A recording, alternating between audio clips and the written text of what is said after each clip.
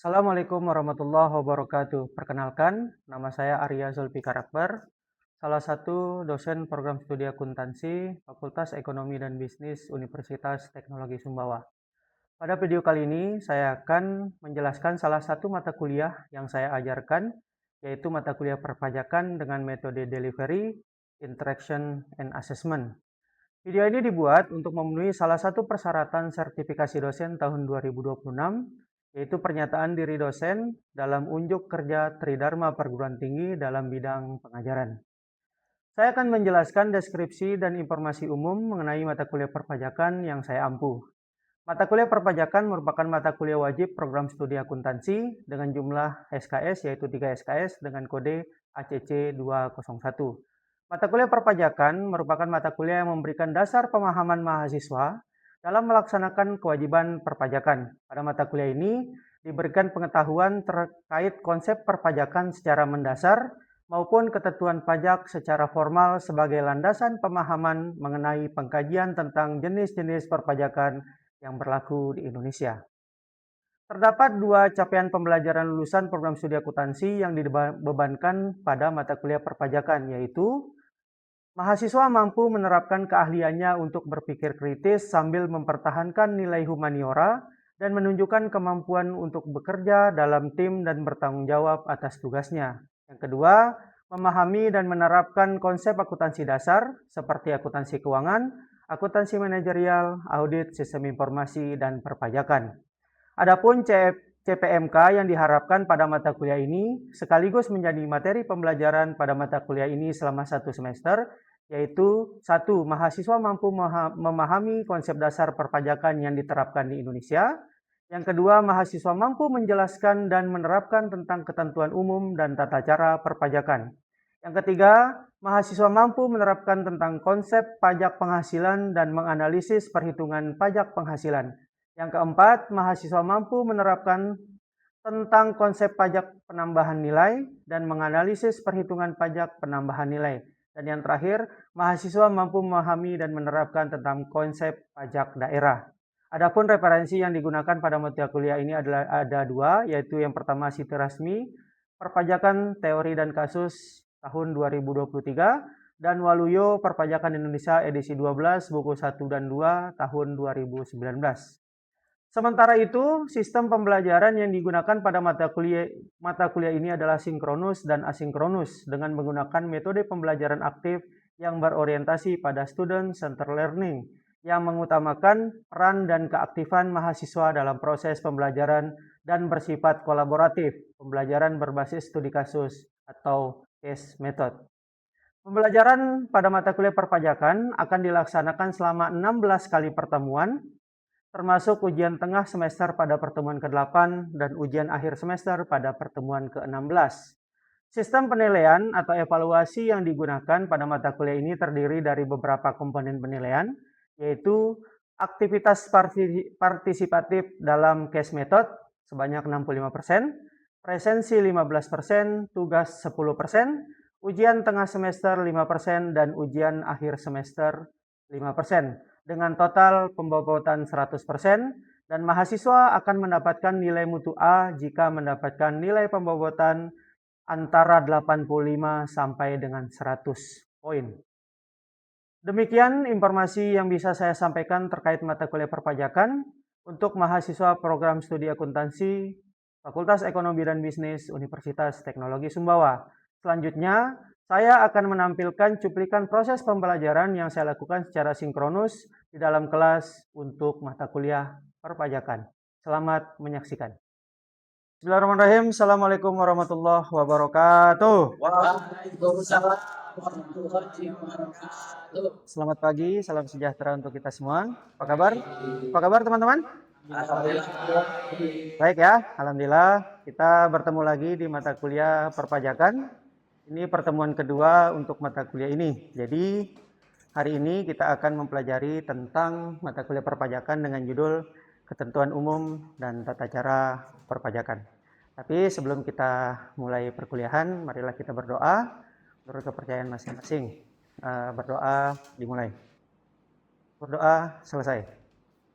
Oke teman-teman, untuk merefresh mata kuliah perpajakan berhubung ini pertemuan kedua.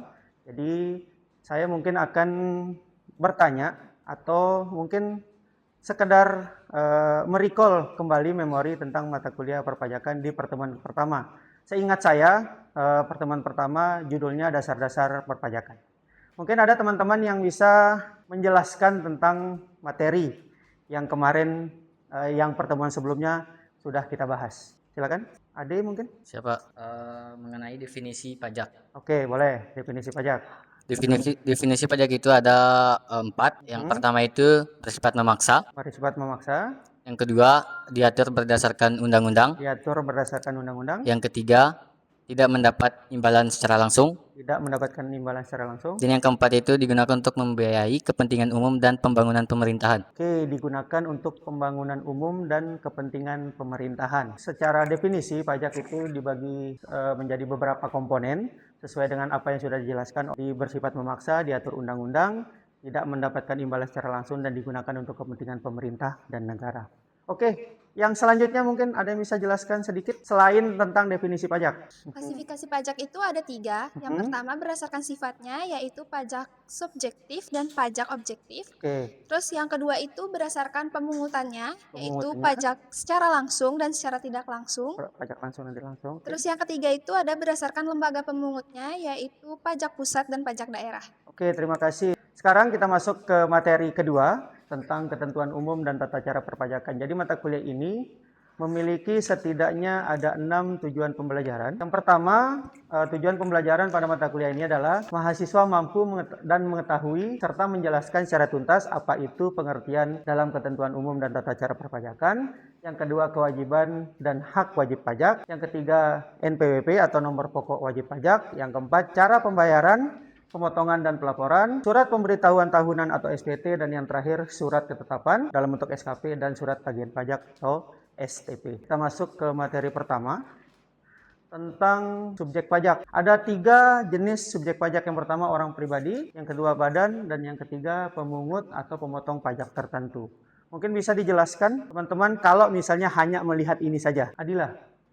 Kalau untuk orang pribadi itu mungkin karyawan yang memiliki penghasilan baik tetap maupun tidak tetap. Subjek pajak itu memang secara aturan itu dibagi menjadi 3. Yang pertama orang pribadi. Seorang pribadi yang memiliki penghasilan, baik penghasilan berkesinambungan atau penghasilan tetap, maupun yang tidak berkesinambungan atau penghasilan tidak tetap. Yang kedua itu badan. Badan itu adalah sekumpulan orang yang memutuskan untuk membangun sebuah perkumpulan dalam bentuk badan yang didaftarkan.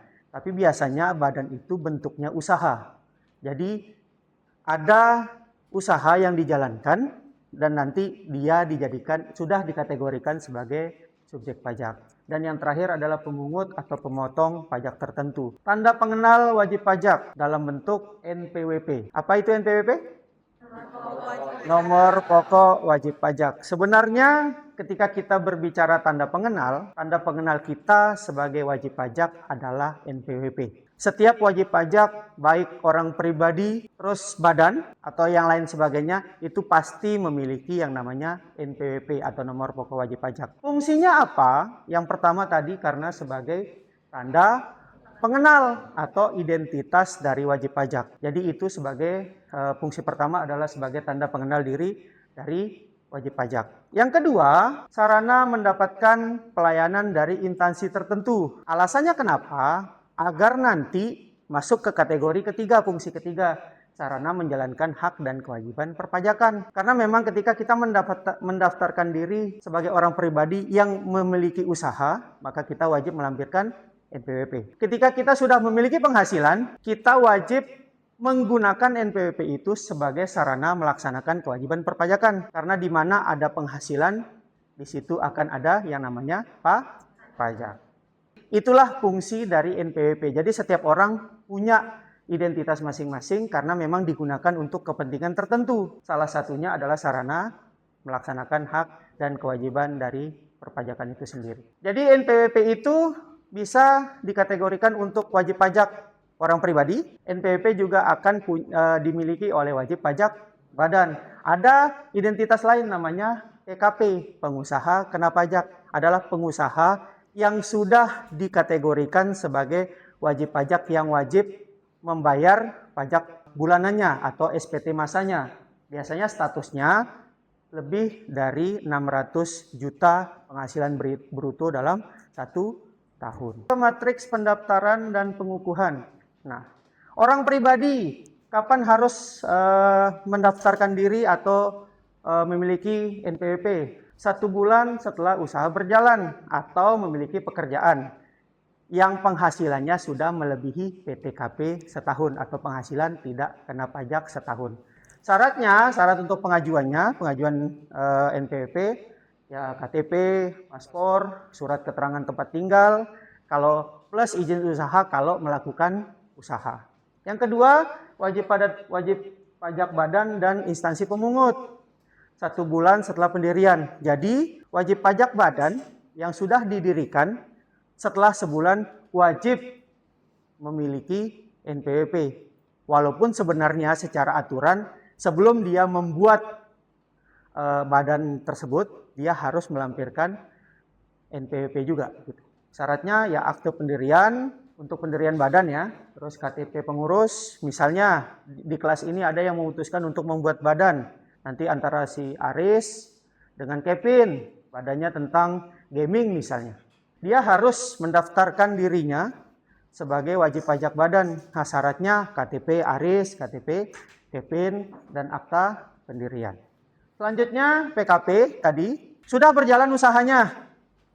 Nah, sebelum penyerahan barang kena pajak atau jasa kena pajak atau akhir bulan setelah tembus batas omset. Tadi batas omsetnya berapa? 600 juta. Jadi setelah omsetnya di atas 600 juta, maka dia akan dikukuhkan sebagai PKP atau pengusaha kena pajak. Syaratnya apa? Mengikuti syarat wajib pajak badan, KTP, surat izin domisili, terus akte pendirian, KTP pengurus, dan lain sebagainya, plus verifikasi lapangan. Siapa yang akan memverifikasi lapangan? Orang Direktorat Jenderal Pajak. Kita masuk ke yang namanya SPT, Surat Pemberitahuan. Sekarang ada istilah Self-Assessment System. Jadi wajib pajak itu wajib melaporkan, membayar pajaknya, dan menghitung sendiri kalkulasi dari pajaknya. Istilahnya itu self-assessment system. Jadi yang menghitung pajaknya siapa? Tidak lagi orang KPP Pratama, tetapi si wajib pajak sendiri yang menghitung. Bagaimana cara menyampaikannya? Mengisi SPT, Surat Pemberitahuan. Nah, kalau sekarang surat pemberitahuan itu sudah bermigrasi menjadi yang sifatnya lebih online, namanya e-filing. Jadi ketika teman-teman memutuskan untuk membayar pajak dengan cara melaporkan SPT, maka teman-teman diwajibkan untuk mengisi yang namanya e-filing. Jadi isinya apa? Ya semua laporan, kekayaan kita, penghasilan kita, harta yang kita miliki harus kita isi di sana. Caranya gimana? Untuk SPT orang pribadi itu disampaikan setelah 1 tahun berjalan. Jadi dia harus melaporkan SPT di tahun depan maksimal di tanggal 31 Maret di tahun berikutnya untuk penghasilan tahun sebelumnya. Ini punya SPT ini itu punya 2 fungsi. Yang pertama SPT PPH untuk pajak penghasilan, itu ruang lingkupnya hanya untuk penghasilan yang diterima saja untuk oleh orang pribadi maupun badan. Sarana pelaporan dan pertanggungjawaban perhitungan pajak secara menyeluruh, dan ini biasanya SPT tahunan. Kalau SPT PPN, sarana untuk melaporkan mekanisme pengkreditan pajak masukan dan pajak keluaran. Biasanya ini dilaporkan per bulan, namanya SPT massa. Bentuk SPT itu tidak hanya satu, tapi diklasifikasikan berdasarkan jenis penghasilannya. Kalau penghasilannya atas penghasilan yang sifatnya karyawan, itu maka dilaporkan SPT PPH. Tapi kalau untuk yang mengambil pajak dari pajak penambahan nilai, menggunakan SPT PPN, dan biasanya dilaporkan setiap bulan. Bagaimana cara kewajibannya menyampaikan SPT? Biasanya kita sebagai warga yang kedudukannya dekat dengan kantor pajak, biasanya langsung saja menyampaikan ke kantor pajak. Jadi kita datang, nanti akan diberikan formulir atau langsung diwawancara oleh petugas pajak. Atau kalau tidak mau diisikan oleh orang pajak, kita bisa isikan sendiri melalui e-filing tadi. Namanya kalau sekarang sistemnya namanya Cortex. Kalau misalnya setelah lapor nih, bagaimana cara kalau lokasinya jauh, kecamatan yang jauh dari kabupaten misalnya. Boleh tidak langsung datang ke kantor pajak, tapi mengirimkan lewat pos atau jasa ekspedisi. Itu lebih gampang. Misalnya contoh, ada teman kita yang berasal dari Lunyuk misalnya, pengen lapor pajak. Di sana susah sinyal, terus nggak memungkinkan untuk datang ke Sumbawa misalnya. Dia mengirimkan lewat jasa pos atau ekspedisi. Yang lebih memungkinkan lagi, lebih gampang, tidak perlu datang, tidak perlu kirim, isi saja. Asal sinyalnya aman. Karena memang sistemnya ya tidak mungkin agak sistem berjalan tanpa sinyal. Oke, selanjutnya tentang sanksi keterlambatan. Biasanya kalau ada sistem yang sudah berjalan, tapi ada pengguna sistem yang tidak patuh akan sistem, biasanya dikasih sanksi. Sanksi keterlambatan itu bagaimana? Denda bunga 2% per bulan. Itu di luar sanksinya. Kalau kita tidak menyampaikan SPT tahunan, maka kita akan dikenakan denda 100.000. Itu di luar 2%. Jadi 100.000 plus 2%. Pak, ada nggak batas maksimal keterlambatan? Ada. Batas maksimal keterlambatannya 1 tahun setelah waktu penyampaian SPT. Misalnya 31 Maret 2025.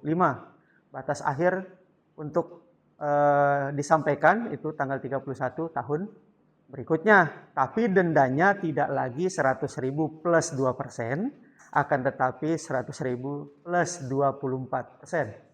Kalau kita tidak mengikuti aturan yang ada, memang akan dikenakan sanksi. Sanksi keterlambatannya nanti masuknya kemana? Akan dihitung di bagian surat ketetapan pajak. Biasanya kalau kita terlambat atau tidak menyampaikan, kurang membayar, maka kita akan dikenakan surat ketetapan pajak dan bukti jumlah terutang. Karena memang tadi di awal saya sudah menyampaikan bahwasanya self assessment system itu adalah sistem yang sudah berlaku di Indonesia saat ini untuk ketentuan perpajakan. Jadi pajak dihitung sendiri oleh wajib pajak. Jadi tidak lagi dihitung oleh petugas pajak. Jumlah pajak terutang memang harus dibayar. Kalau tidak sesuai, maka Direktorat Jenderal Pajak wajib memberikan surat ketetapan. Hukum pajak di Indonesia menganut self assessment system. Jumlah yang dihitung wajib pajak pada saat SPT dianggap benar, kecuali DJP menerbitkan SKP yang menyatakan sebaliknya.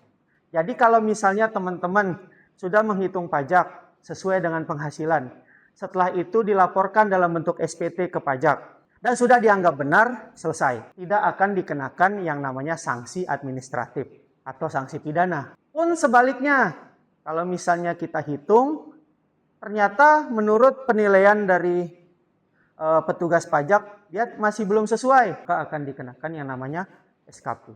Apa aja jenisnya? Surat ketetapan pajak itu ada 5 jenis. Yang pertama, itu ada yang namanya STP, surat tagihan pajak. Surat tagihan pajak itu akan keluar apabila kita belum melaksanakan pembayaran setelah SPT dikeluarkan. Jadi kita lapor nih, tapi belum bayar, maka akan dikenakan surat tagihan pajak. Atau terlambat, maka kita akan dikenakan denda atau bunga administrasi. Maka akan dikeluarkan surat tagihan pajak. Tadi kan saya sudah menyampaikan, terakhir bayar pajak tanggal 31 Maret. Akan tetapi, sudah lewat nih, 31 Maret, maka akan muncul yang namanya denda. Administrasi tadi, yang 100.000 plus 2%. Bentuk suratnya apa pemberitahuannya? Jadi kalau bahasa mereka, hey, bayar pajak. Nah, seperti itu. Tapi bentuk suratnya adalah surat tagihan pajak. Itu kalau misalnya kita memiliki kendala, keterlambatan atau memang tidak menyampaikan SPT tepat waktu, maka akan dikeluarkan itu. Tapi kalau misalnya kita sudah melaporkan SPT sesuai dengan waktunya atau sebelum tenggat waktu tanggal 31 Maret di tahun berikutnya, akan tetapi kita kurang bayar. Harusnya pembayaran pajaknya itu 100.000. sesuai dengan kredit pajak dan tagihan pajaknya. Setelah kita lapor SPT, ternyata tagihan pajaknya atau kredit pajaknya 100.000. Kita bayar hanya 75. 75.000 kita bayar, kita laporkan 75.000. Otomatis petugas pajak akan menilai bahwasanya pembayaran yang dilakukan oleh si pengisi SPT itu masih kurang. Maka biasanya dia akan dikeluarkan surat yang namanya surat ketetapan pajak kurang bayar. Karena memang itu jadi warning bahwasanya si pelapor SPT tadi sudah melaporkan dan sudah membayar, akan tetapi masih kurang. Atau misalnya sudah bayar 100.000, tapi ternyata dia punya denda STP yang belum dibayar tahun sebelumnya, maka tetap akan dikeluarkan. Kalau kasusnya bayarnya hutangnya 100.000 bayarnya 75, berarti kan pokok pajaknya kan lebih besar daripada kredit pajak plus sanksinya. Anggaplah kredit pajaknya sama, sanksi yang belum dibayarkan. Makanya muncullah surat ketetapan pajak kurang bayar. Kalau kasusnya dia nihil, ya kalau nihil mah gampang aja. Dia melaporkan SPT sebelum tanggal 31 Maret, hutang pajaknya sama dengan kredit pajak yang dibayarkan. Hutang pajaknya 100, dia bayarnya juga 100. Sebenarnya tanpa perlu ada surat pun dia sudah selesai, tidak ada tanggungan perpajakannya, tidak ada denda administrasi yang didapat. Karena kenapa? Karena sudah melaporkan sebelum tanggal 31 dan membayar sesuai dengan jumlah pajak yang seharusnya. Makanya dikeluarkanlah surat SKPN atau surat ketetapan pajak nihil. Masih ada dua lagi nih. Yang satu lebih bayar, yang satu kurang bayar tambahan. Oke, kita masuk ke yang lebih bayar dulu deh. Nah, kasusnya dia melaporkan tanggal 31. Dia sudah bayar 100.000. Akan tetapi ada perhitungan pajak lain yang sudah dibayarkan oleh si pemberi kerja. Contoh, dia sebagai pembicara, dapat honorarium sebagai pembicara. Harusnya ketika dia diberikan honor, itu sudah dipotong pajak. Tidak ada lagi, tidak wajib melaporkan. Harusnya si pemberi honor itulah yang melaporkan pajaknya. Nah, karena sudah ada penambahan pajak, sedangkan dia sudah bayar 100.000, maka akan dikeluarkan surat ketetapan pajak lebih bayar. Karena ada pembayaran pajak lain yang tidak dihitung di sini. Atas apa? Atas honorarium yang didapat sebagai pembicara tadi. Pak, boleh nggak diambil uangnya? Boleh. Ada nanti mekanisme pengajuannya, namanya restitusi. Restitusi pajak atas kelebihan bayar pajaknya. Bisa dicairkan? Bisa, ada mekanismenya. Beralih ke jenis SKP terakhir, kurang bayar tambahan. Ini kasusnya biasanya lebih ke alfa. Alfanya siapa? Bisa jadi alfa si pelapor SPT atau si wajib pajak, atau bisa jadi kealfaan dari si petugas pajak. Tanggal 31 Maret, dia sudah bayar. Sebelum tanggal itu dia bayar. Pembayarannya berapa? 100.000. Ternyata ada satu record sanksi tahun sebelumnya yang belum dibayarkan. Ternyata karena ada penemuan data baru atas sanksi tahun sebelumnya, jadi makanya diberikan surat ketetapan pajak kurang bayar tambahan. Kita masuk ke resolusi pajak yang bedanya antara ketetapan negara dan hak wajib pajak. Oke. Ini kita berbicara tentang hak ya. Yang satu hak negara, yang satunya hak wajib pajak. Tadi di slide sebelumnya kita sudah berbicara tentang SKP LB, surat ketetapan pajak lebih bayar. Lebih bayarnya tadi berapa? Misalnya anggaplah 100.000 lebih bayarnya. Pertanyaan saya, kalau kita lebih bayar nih, kira-kira 100.000 ini masuk ke kas negara, ke hak negara atau ke hak wajib pajak? Saya sudah bayar. Anggaplah bayar pajaknya 500.000. Lebihnya 100. Akhirnya saya dapat surat SKP LB. surat ketetapan pajak lebih bayar. Nah, lebih bayarnya berapa? 100.000. Pertanyaan saya, kira-kira 100.000 ini menjadi hak negara atau hak wajib pajak? Yes. Kenapa? Karena harusnya negara mengembalikan 100.000 itu. Bentuknya apa? Itu yang namanya restitusi. Restitusi itu adalah pengembalian uang yang dilakukan oleh kas negara kepada si wajib pajak. Kalau seumpama 100.000 ini masih hutang, misalnya Afrizal itu sudah bayar pajak. Dia pajaknya 500.000 tapi bayarnya 400. Berarti 100.000 ini kan masih ada kewajiban yang perlu dibayarkan oleh Afrizal. Sekarang pertanyaannya, kewajiban Afrizal 100.000 ini masuk ke hak negara atau hak wajib pajak? Masuk ke hak negara. Kenapa? Karena sebenarnya negara harusnya menerima 500.000 dari Afrizal nih. Tapi karena Afrizal hanya membayar 400, berarti hak negara masih ada 100.000 di Afrizal. Nah, bedanya kalau kita lebih bayar, itu tidak lagi menjadi hak negara, tapi kewajiban negara mengembalikan hak si wajib pajak. Tadi kan kita sudah mereview ketentuan umum dan tata cara perpajakan ini. Sebenarnya sub materi ketentuan umum dan tata cara perpajakan ini dia ada 2 pertemuan. Jadi pertemuan ini dan pertemuan ke depan. Jadi di pertemuan selanjutnya kita masih akan membahas tentang ketentuan umum dan tata cara perpajakan. Oke, sebelum kita akhiri kelas, saya mau bertanya tentang materi yang sudah saya sampaikan hari ini. Pertanyaan pertama, apa itu NPWP dan apa fungsi dari NPWP? NPWP itu adalah nomor pokok wajib pajak. Oke, Fungsinya nomor itu pokok sebagai identitas pengenal orang pribadi ataupun badan. Oke, ada lagi? Oh, cukup.